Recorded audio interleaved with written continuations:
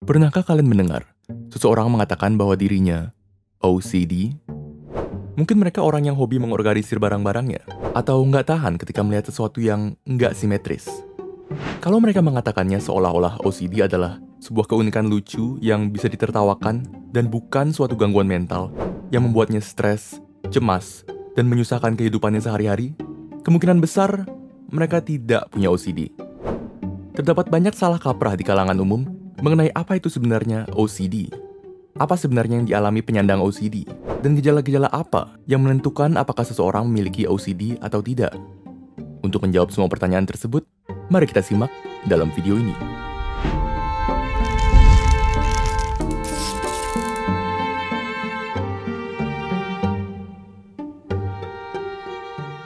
Sebelum kita mulai, mohon diingat untuk tidak mendiagnosa diri kalian sendiri.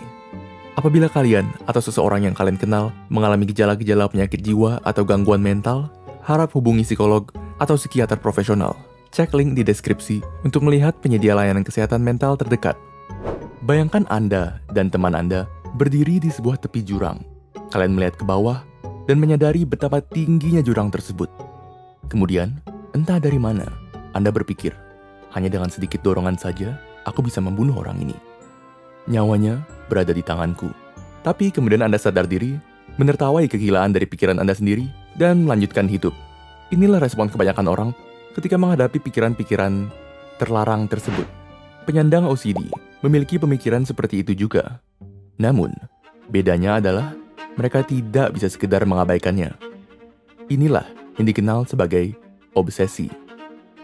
Obsesi akan terus-menerus menghantui pikiran mereka. Apa benar itu cuma pikiran doang? Gimana jika hal tersebut benar-benar terjadi? Mungkin aku memang diam-diam seorang pembunuh. Jenis obsesi yang dapat muncul juga macam-macam. Contohnya, seorang penyandang OCD dapat mengkhawatirkan dirinya adalah seorang pedofil. Atau, jika dirinya terkena kotoran, akan khawatir terinfeksi penyakit yang mematikan. Atau, khawatir kunci rumahnya tidak aman dan seseorang akan masuk dengan paksa. Obsesi ini kemudian menimbulkan kompulsi. Kompulsi adalah kegiatan repetitif yang bertujuan untuk mengalihkan pikiran penyandang OCD dari obsesinya. Kompulsi yang paling umum terjadi adalah mencuci tangan berulang kali dan mengecek apakah pintu sudah terkunci atau belum. Perlu diingat pula, kegiatan kompulsif yang dilakukan penyandang OCD tidak hanya dilakukan sekali dua kali saja, namun hingga berpuluh-puluh kali dan berbeda dengan kebanyakan orang. Kompulsi ini dilakukan tanpa tujuan, murni karena terpaksa. Kompulsi dapat juga timbul dalam bentuk penghindaran. Contohnya, penyandang OCD dengan obsesi kotoran akan menghindari segala sesuatu yang dapat membuatnya kotor. Sementara obsesi pedofilia akan membuatnya menolak untuk berada di dekat anak-anak. Penyebab OCD belum diketahui secara pasti. Penelitian telah menemukan bahwa faktor genetik dapat meningkatkan resiko timbulnya OCD, sama seperti banyak gangguan mental lainnya. Namun, uniknya, OCD juga dapat timbul akibat infeksi, yaitu infeksi bakteri Streptococcus. Kondisi ini hanya timbul pada anak-anak.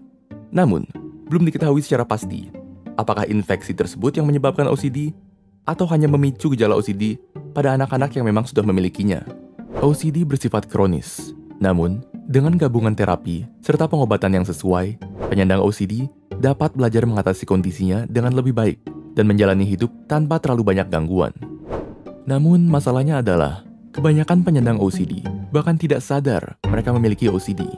Dan jikalau sadar sekalipun, memilih untuk tidak mencari perawatan. Mengapa? Karena OCD selalu dianggap enteng, bahkan di antara gangguan mental lainnya. OCD dianggap tidak lebih dari sekedar ketidaknyamanan. Oleh karena itu, perlu ada perubahan sikap terhadap OCD. Menyadari bahwa hanya karena bagi kita, apa yang dialami penyandang OCD tidak terlihat serius, bukan berarti hal tersebut tidak nyata bagi mereka. Sekian untuk video kali ini. Apabila Anda atau orang yang Anda kenal memerlukan layanan kesehatan mental, silakan cek link di deskripsi yang sudah kami sediakan. Dan jangan lupa untuk like, share, dan subscribe ke Neuron, supaya kalian tidak ketinggalan video-video baru kami. Jika ada topik yang kalian ingin kami bahas, kalian bisa tulis itu juga di kolom komentar. Semua link untuk sumber yang kami gunakan dalam video ini dapat kalian lihat di kolom deskripsi. Terima kasih telah menonton, dan sampai jumpa di video berikutnya.